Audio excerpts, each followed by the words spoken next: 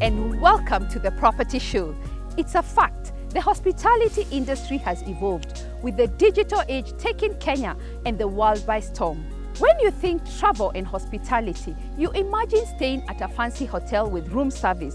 But with this new marketing platform, that's not the case. This hospitality platform simply allows individuals to open up their homes to travelers at a fee. Just how interesting can this be?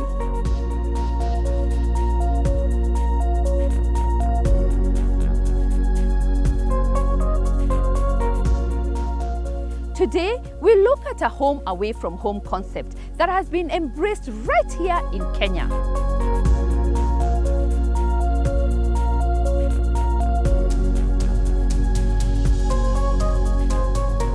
Later on the show, we'll venture into an industrial modern feel of home decor.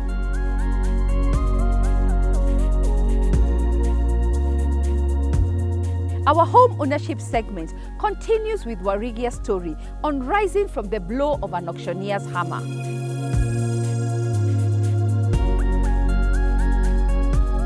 I was not able to raise the money to pay off the mortgage, so I was auctioned.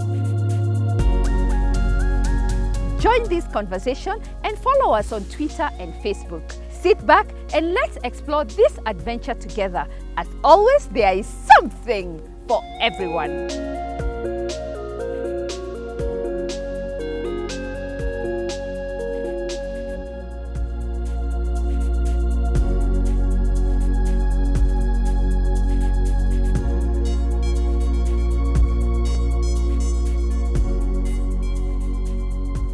The hospitality industry has evolved at a touch of a button. You can now book yourself affordable space anywhere in the world, and of course, Kenya has not been left out. Many homeowners today are now sharing their spaces with travelers for a fee.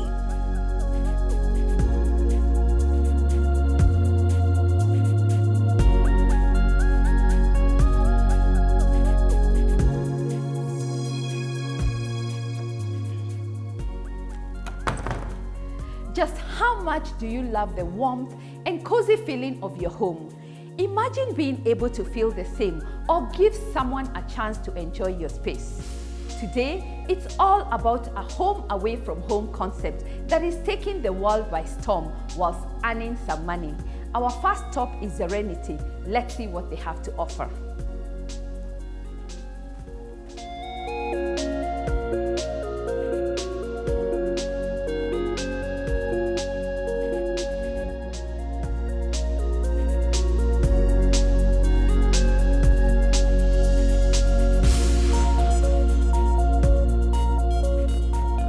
Serenity House is a 6-bedroom colonial family home located in Limuru, Kiambu County. It is within a quiet and peaceful neighborhood. It is located 30 minutes to Nairobi and 20 minutes to the United Nations and US Embassy. Serenity House has beautiful grounds for special occasions including board meetings, weddings, and private functions. Salient features include 24-hour security, perimeter wall, landscape gardens, ample visitors parking, and wireless internet.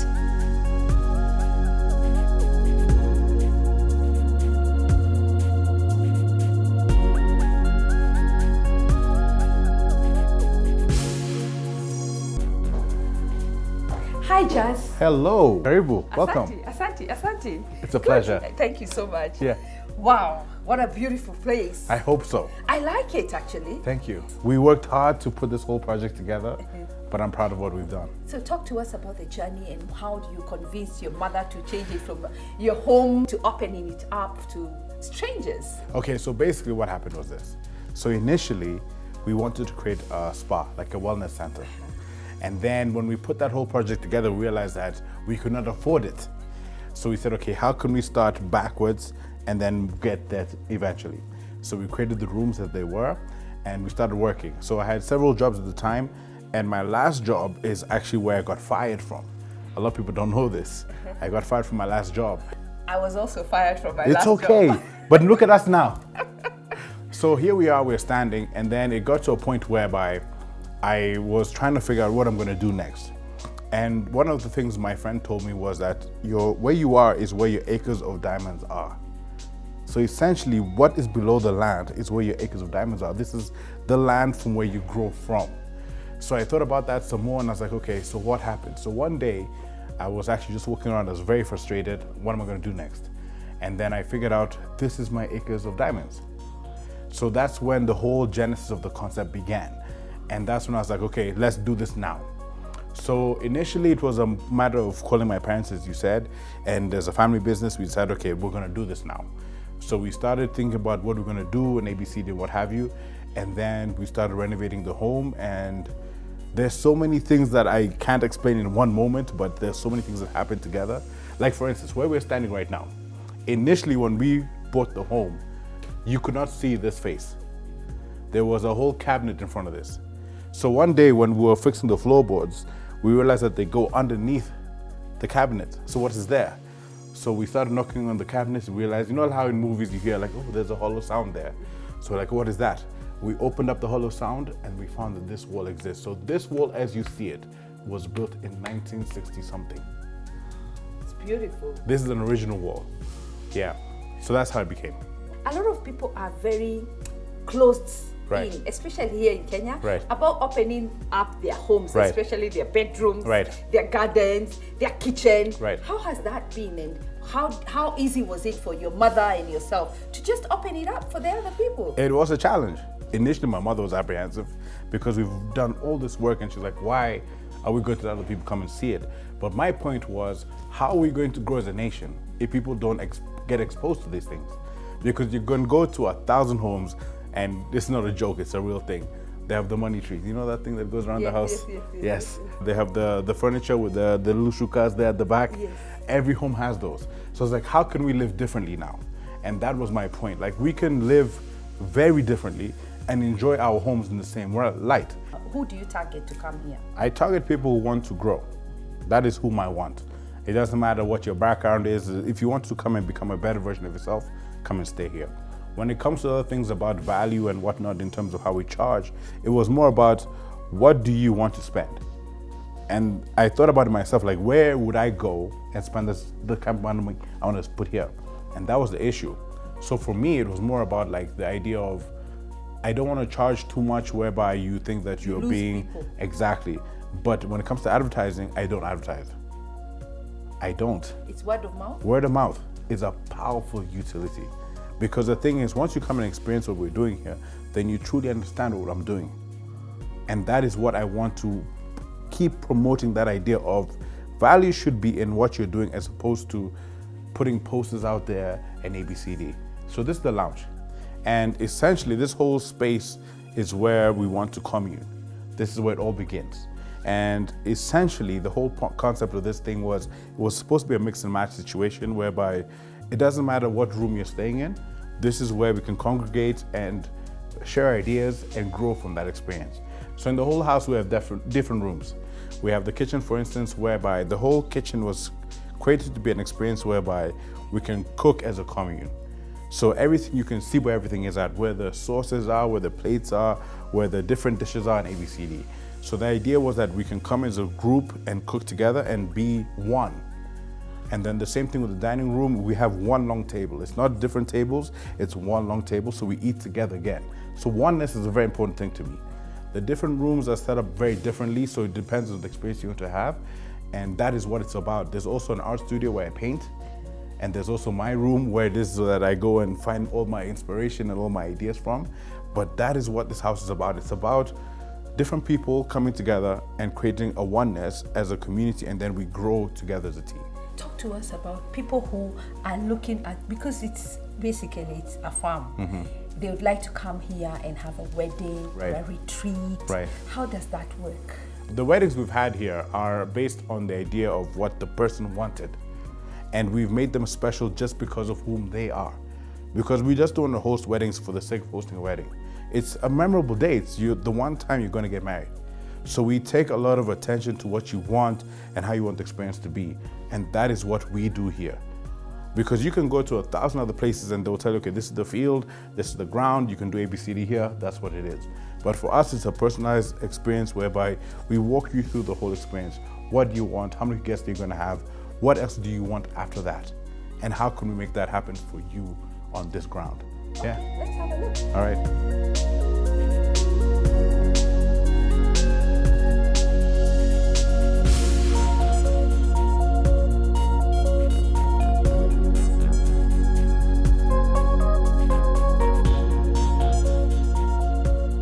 So this is one of our rooms, and this is actually the master bedroom in the whole house, where we have different rooms. This is not the only room that you'll experience this. The one thing I want to make a very important note is this. We have mixed and matched a lot of furniture. So like for instance, the bed, we made the bed. That furniture was actually bought, that cabinet over there was bought in an auction. This I stole from my mother's house. This I actually stole from my grandmother's house. So the idea was to put all these pieces together and make them one cohesive piece. The idea was this: if you come and stay here, I want you to go through each of the 6 different rooms and have a different experience. So every time you come here, it doesn't mean you're going to stay in this same room. Like you can go to a hotel, you can book a room because you like the view and ABCD. But every time you go to a different room, I want you to experience something different. Because again, growth. The balcony in and of itself is a view of Nairobi. Because where we are right now, facing us, below us down there, and I'm pointing that direction, is Ngong Hills, and Nairobi is below us where the balcony is. And initially, when this was just a farm, you could actually see Nairobi from here. But because of all the trees, now you cannot see it anymore. But in the evening, you can see the bright lights between the leaves and whatnot, and that is what this whole house is about. So I want it to be an escape, but you can still experience Nairobi and Kenya as is and grow from this. Thanks so much, Jazz. Very this is beautiful. I'm glad you're here. I love it.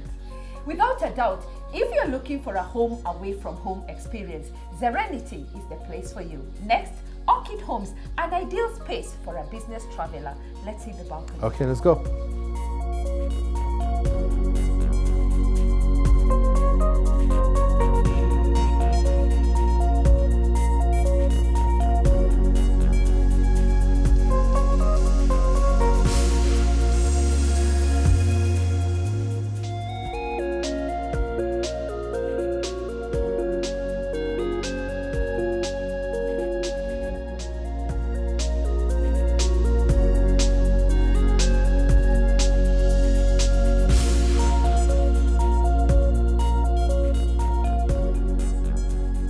Orchid Homes is a guest house with 7 ensuite rooms, each uniquely decorated and themed.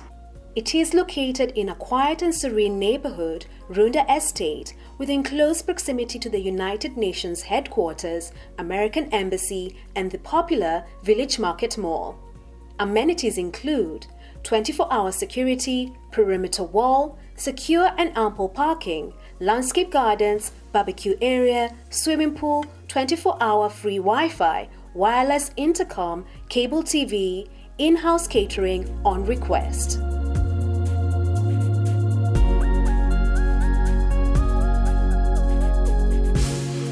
Private property owners are now letting their space to strangers and business travelers for brief visits. Let's hear how this phenomenon has changed the hospitality industry. Thank you so much for having us. Thank you very much for being with us here. Talk to us about Orchid Homes. Okay, Orchid Homes was born 2 years ago. We started off by doing serviced apartments in a part of Nairobi. And after a year and a half, we found that that area was getting saturated and we wanted to do something different. We wanted to expand. We wanted to take an entire home and convert it into a hospitality space. And so we found this space in Gigiri, and it was exactly what we were looking for. And so we converted the home and made it a bed and breakfast. So Orchid Home was born in 2015. And how has this journey been? It's been an exciting journey. It's been interesting to take a house that's a blank canvas and do it up in line with what you feel is a great living space, and then open it up to people that you've never known before and create memories for them. I know that the internet is driving this phenomenon. Where are you getting most of your clients from? We get most of our clients actually from referrals. So somebody comes and stays here, has a good experience, enjoys the meals, enjoys their room, enjoys the service, and then tells others. But we're also getting a significant portion of our business from the internet. So there are platforms like Airbnb and Booking.com that allow opportunity for people who have never visited a certain city to find hotels and bed and breakfasts and homes, rooms in a home, to stay there. So we are finding 30% of our business is actually coming from online platforms. Do you think this alternative accommodation is going to wipe away hotels, or how are you competing, or how should the hotels position themselves? I think that there's space for everybody. Certainly the online platforms are coming to give hotels a run for their money, but there's a space for everybody. The hotels will probably speak to the customer who's discerning, who wants brand, who wants standards. The bed and breakfast, guest houses will speak to a person who wants a homely environment, who wants convenience, but still maintains a certain level of standards. So this is my take, is that there's space for everybody, but the hotels will need to think about their positioning and how they speak to the middle class, the traveler who is perhaps on budget, and the people who are coming on long stays. Because that's where bed and breakfasts come in, because they provide standards, excellent standards in terms of hotel accommodation. In terms of food? In terms of food, and of course in terms of service as well, and it's personalized. In a bed and breakfast, you will find flexibility. For example, in hotels, they will say breakfast is between 6 a.m. and 9:30 on weekdays. And then weekends, perhaps they'll add half an hour, 1 hour. For us in bed and breakfast, it's the convenience it's to the convenience of the customer. If the customer wants to eat breakfast at 4:30, of course we'll get up, have the breakfast ready. If they want to eat their lunch at 4 o'clock, lunch will be served for them at 4 o'clock. Hotels may not have the flexibility, you know, to offer that to their guests. And again, you have all the amenities. You have a swimming pool, it's secure, the food is perfect. You have everything. Exactly. So our facilities, as you mentioned, we have a swimming pool, we have a barbecue space, we have excellent gardens, Wi-Fi. Our rooms are fitted out to have excellent wardrobe space. We have great aeration and lighting. We have cable television. Some of our suite rooms have a little kitchenette that you can cook meals, and a little lounge. So it's excellent service and convenience in the bed and breakfast. So we have business travelers who want to have a flavor of the city, of the country. And one of the best ways to experience that is to interact with the locals.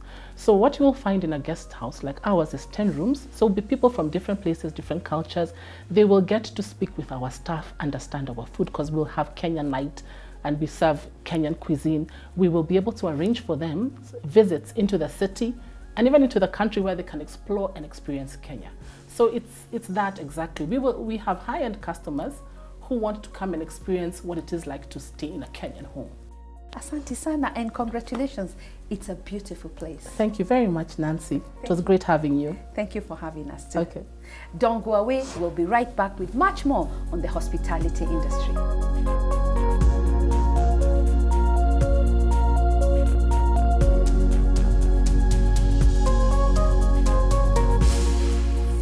We caught up with Catherine, a regular traveler who uses this hospitality platform. Let's hear her story.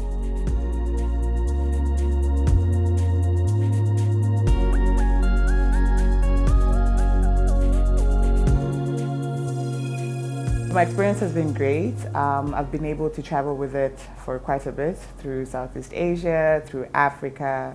So it's been really great, and through Kenya as well, because people are opening up to the idea. So it depends on what I'm doing, and also if I'm going with a group or not. If I'm going by myself, then obviously I look into safety and the type of person I'm going to meet when I'm going into their home. So I'm usually very particular about maybe their age. I'll look at the reviews, if they're fun people, outgoing people, because then I know I'll have a good time in that country. And also, for example, for Airbnb, it's not only homes, you can go into backpackers. So if you're traveling alone, say in Southeast Asia, it's quite nice to then look at the reviews and see if you can meet people there, and if those people are outgoing or extroverts, then you'll know you'll have a good time. To be honest, I can't think of anything particular. I've done hosting and being a guest. Perhaps I've been disappointed as a host more than as a guest. So I don't really have any particular example where I know I've been disappointed as a guest. And if you read the reviews well and you know what you're going for, it's very easy to just pick the right spot, as opposed to going somewhere where you're not too sure what you'll expect and then you get disappointed at the end. So I don't really have any particular instance. I think Kenyans have. They've come a long way from a couple of years ago. I joined Airbnb about 4 years ago, and at that time people were very closed-minded about the concept. but now they're being more open-minded because it's an affordable way to go. They're seeing the benefits of actually immersing yourself into someone else's culture or letting other people come into your home and teach you about their culture. And as long as you have a very stringent review system, I think, and you believe in those reviews, I think it's a safe mode to come into. So yeah, I tell the person who's not used Airbnb before to be open-minded and try new things. It's a bit of a risk, I can tell, because going into someone's personal space is also a very, I'd say, sensitive area to deal with, right? But once you actually see the reviews and talk to people who've used the system before, you become a lot more comfortable with the system, and it really saves you so much money when you're traveling. It's unbelievable. Like, I've been able to travel that much because I use Airbnb. If I had to rely on hotels, it would be absolutely impossible. So as a young person especially, it's advisable to use Airbnb.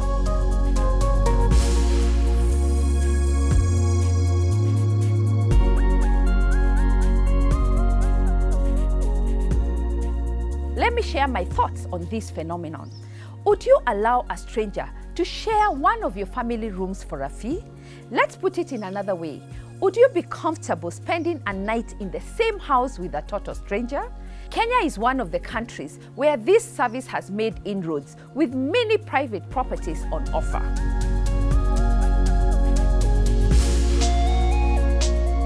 First, if you're a homeowner and have extra space, consider opening up your doors and earn extra income.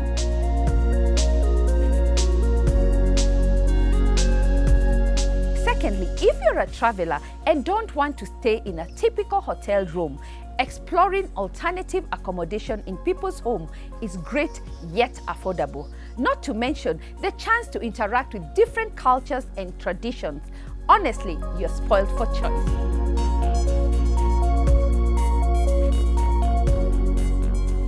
Interesting, it's been proven women are the winners in this business, earning enough to cover a third of their household expenditure.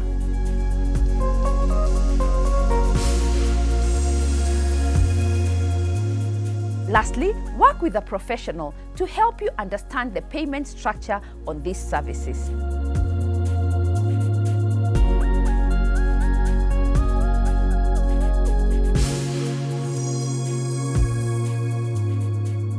Need anything property? Get in touch with us at First Avenue. Stay tuned for much more.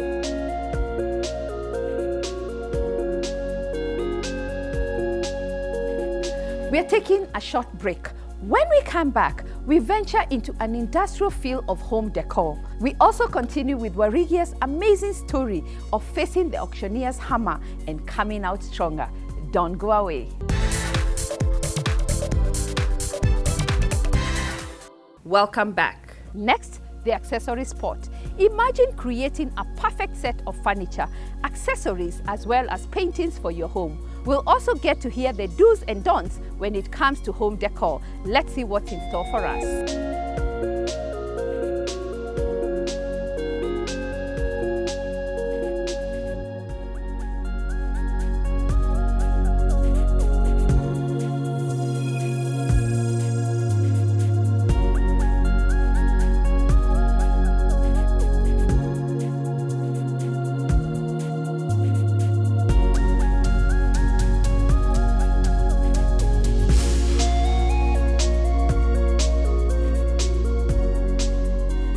Nasim Interiors is a showroom that deals with industrial and urban exotic furniture.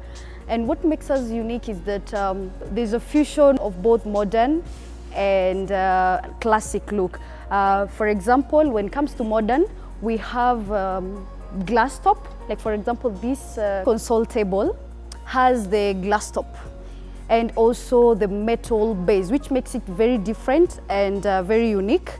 Another thing about our furnitures, the seats are made of linen, 100% linen. Like the seat here, this is a brushed linen.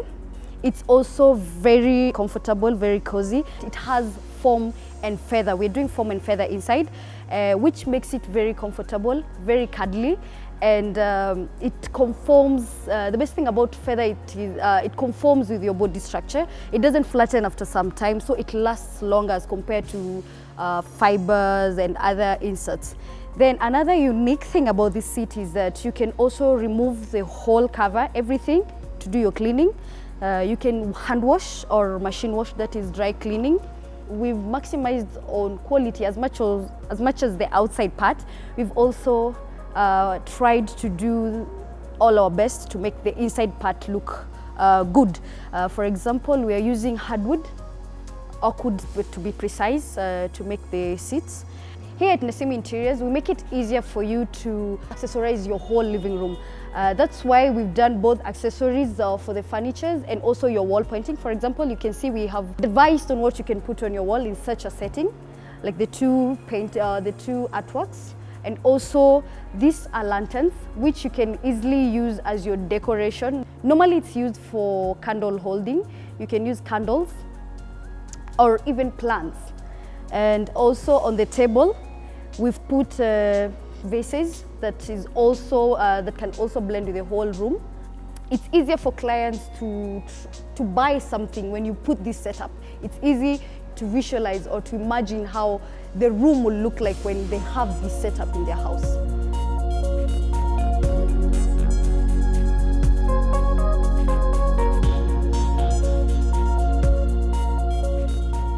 What we have here is, we call them just single seats. And these seats are made of brushed linen also, but these are tucked in. They're not they're not removable. Then another thing is that they have rustic and unfinished wood, which makes it very easy for you to maintain. It has also the same concept, that is, we're doing steel feather and foam inside, which makes it very comfortable. Then on top, we've put this cushion. It's actually it's goat skin and very soft, which can be used on still the same setup or also on sofas. If you have a sofa that can blend well with the cushion, you can also use it. In front, we've put lanterns also. This is also advisable to put it down the way we've done it as decorations, but still at the same time, it depends with whatever setting that you're having. You can use it for candle. It's a candle holder. Still at the same time, you can use this as a centerpiece that is on your coffee table or maybe dining table. You just do your candle inside or any kind of plant, either dry or a living plant, depending on the taste that you have. Here we have this is a floor lamp. It's made of sisal and very unique and very different. Has 3 lightings. Actually, you can use this lighting to lighten the whole room. It's very bright.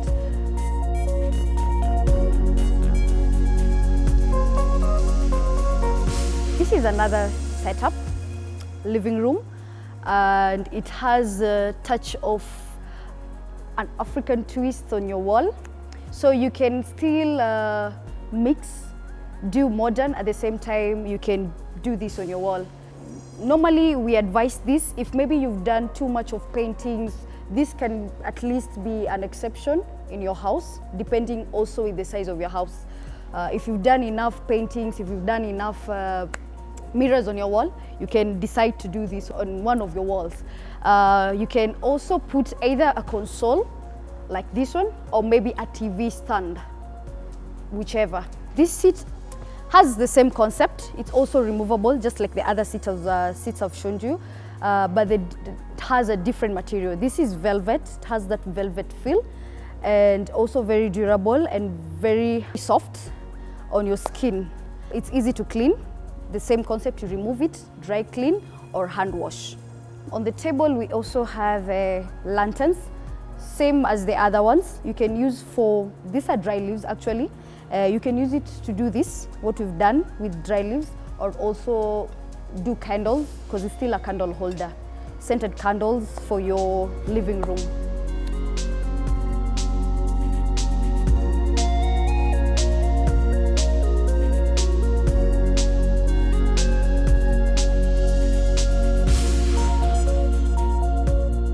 You can now give your home the exact feel you long for.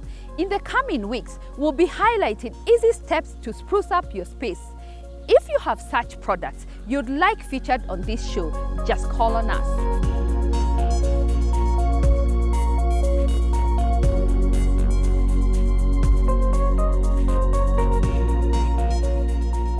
Next, we continue with Warigia's story, who lost her house to auctioneer's hammer but came out much stronger.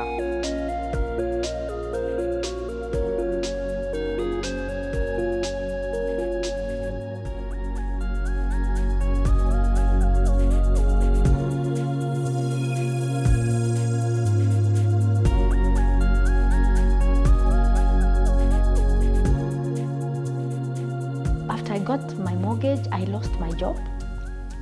So you moved into your new house and then you lost your job? I lost my job. When I lost my job, I was not able to raise the monies to pay off the mortgage, so I was auctioned. Warigia has lost her job. Yes. Warigia is a professional in the real estate sector. Yes. What is she doing today? So after that, I started my own practice. I run a company known as Orion Company Limited, and under it we have Orion Valuers. So we value properties for mortgage. So we are listed by banks to do that on behalf of their clients. We also we work with developers. We do feasibility and market analysis on behalf of our clients. And we also do property management and facilities management. And we have a portfolio where we let and sell on behalf of clients. How is that going, given that the market is very slow at the moment, and as you know, every time we have elections, the property market actually just goes quiet? Yeah, it's been really slow. It started from last year with the interest capping, because I think most banks are not currently lending. After the interest capping, the lending just slowed down. And with the elections, if you look at even our economic performance, the graph, it always goes up. Every 5 years, it dips. Yes. Every 5 years, it goes down. Now we are at the dip. Do you think the real estate market will continue to grow, or do you feel like we'll go through another bump? No, it will continue to grow, particularly now with the counties. With the counties, we have 47 counties, so certainly other areas are going to come up. So Nairobi will cease to be, like you have seen what has happened to offices. We've moved from CBD, we've moved to Upper Hill, we are moving to Westlands. So other areas will come up. And with the SGR, yes, which has shifted the real estate investment options completely that you have today. Yeah. Fantastic. Yes. Let's talk about your foundation and what pushed you to start a foundation? I know that this is impacting the country and many families. Talk to us about what you're doing, and I know that's your heartbeat. That is my real heartbeat. This was being formed, as like I had mentioned to you earlier, I'm a mother. I have an 11-year-old daughter who has got special needs. She has got cerebral palsy. So my journey of trying to manage the condition is what pushed me to start the foundation. I found that I didn't have the relevant information, like you know, from our African cultural context. It's either your grandmother or your great-grandparents didn't do something, that's why you're having this kind of child. So the relevant information for us wasn't coming through. I didn't know what to do, where to go, and you find people discriminate you against having those sort of, or people will talk behind your back. Do you think that's why people hide such children? Certainly. They hide it because of two things: ourselves, how we view those children, and them, and to also the kind of infrastructure that is required to cater for this sort of children is quite high. And the foundation, we did some research last year, and we found that the biggest burden is borne by mothers. Incidentally, the men are not able to handle it. So the biggest burden is borne by the mothers. Okay, let me take you back a bit. Warigia is pregnant. You're excited you're having a baby. Yes. And then you have a baby. Yes. At what point did you know that your baby was not well? My grandmother, I told you she's a professor of life. At 3 months, she wasn't making the relevant milestones. You know, those simple things that we don't think about, like babies are born like this. Just open, that act of just opening their arms was a sign that something is amiss. with her. So it was the diagnosis was from my grandmother, but of course I had to go and see a neurologist who actually declared the child to be having cerebral palsy, which is a neurodevelopmental condition, and it's lifelong and it's non-progressive. Oh. So it doesn't get worse. Okay. Yeah. If you manage it, the child could actually improve. So has your daughter improved? She's able to walk, she's able to run, she understands. She goes to school, she feeds herself. Toileting, she's already done that, although she has challenges with speech, and also she's partly intellectually challenged. So the complexity of the condition can come with, so it's like a spectrum, so it depends on the intensity of what was affected. Do we have enough hospitals to look after such cases? Yes, we do. Hospitals are not really the big issue. I think the social support is what is required. The social infrastructure, schools, training of mothers, what we are trying to do, research, we don't have numbers. Today, if you go to government, they don't know how many kids have cerebral palsy, how many kids have autism. So that, it looks like we are not serious about planning and government, because as a government, you work with numbers. When you're doing planning for finance, when you're in the Ministry of Planning, how do you plan for certain things? So what the foundation is trying to do is to be a bridge.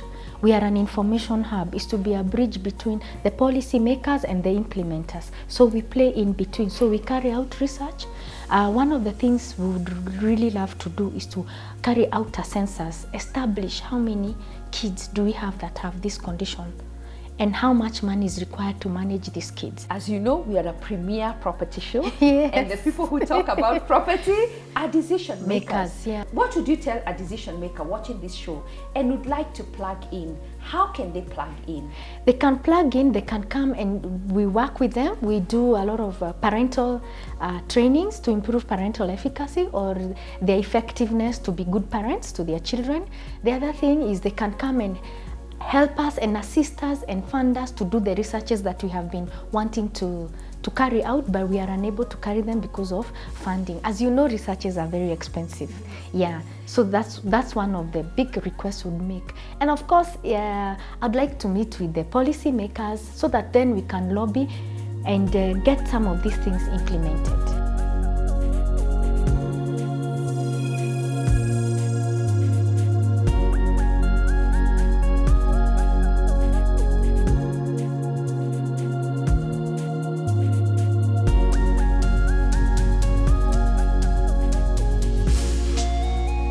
I must admit, this was quite an inspiring story. You've heard it from her.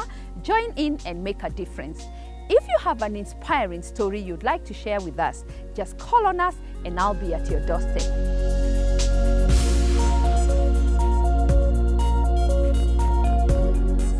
Next, the Property Gallery. We move on to explore a collection of properties available in the market.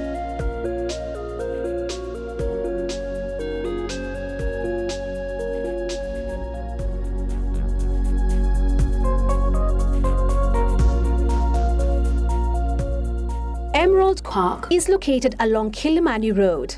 It is a 3-bedroom house that is tastefully finished to serve the modern living. Accommodation includes spacious lounge, spacious dining area, visitors' cloakroom, modern kitchen, 1-bedroom ensuite and a common bathroom for the other, master ensuite and balcony that acts as the utility area. Salient features include 24-hour man gate, perimeter wall with electric fencing, swimming pool, parking, and manicured gardens.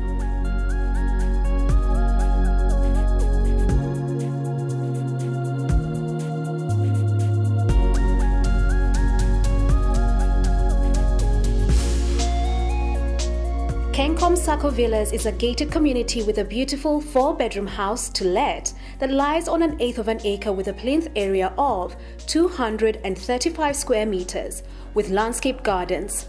It is situated along Kiambu Road adjacent to Paradise Lost in Runda. These surroundings are complete with greenery, having been designed to provide blissful living. Accommodation comprises of spacious living room, separate dining area, spacious kitchen with service area, doby area, visitors' cloakroom, 2 bedrooms with shared bathroom, master bedroom ensuite and balcony. Salient features include 24-hour security, perimeter wall, Cabra paved parking, shopping center, recreational center, school, man-made lake, swimming pool, 2 garages and clubhouse. The rental price for the 4-bedroom house is 150,000 Kenya shillings per month.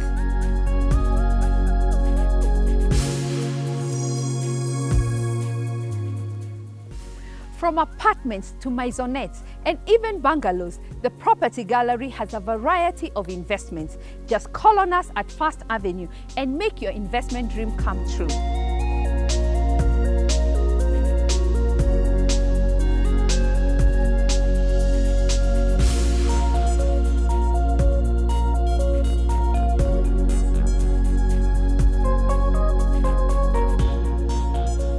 Thank you for watching The Property Show. Indeed, the hospitality industry has evolved. Opening up your home for travelers is one of the best success stories of our time. See you next Sunday as we explore an affordable, innovative building solution. Once again, thank you for joining me. As always, there is something for everyone. Kwaheri.